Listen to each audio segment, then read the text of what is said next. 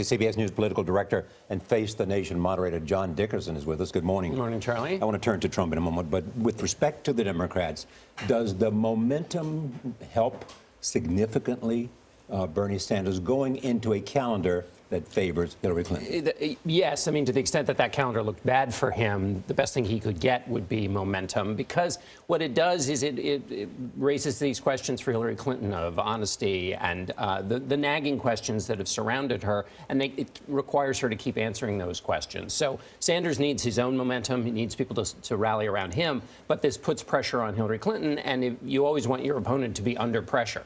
The next big contest, New York, her home state.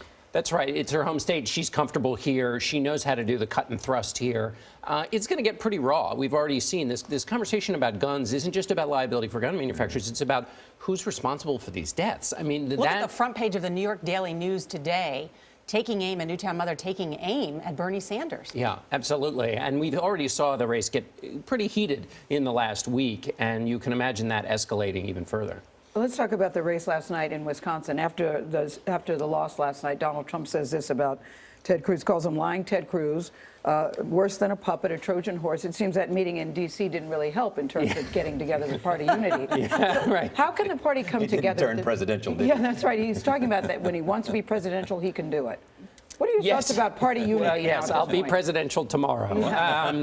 You know, I mean, it's interesting. We are hearing signals that the candidate himself, Trump, has said he's going to be presidential. The campaign is saying he's going to give these policy speeches, but that was not a magnanimous in defeat response. And it's very interesting. You could have imagined an alternate response. What happened there, though, John, for him?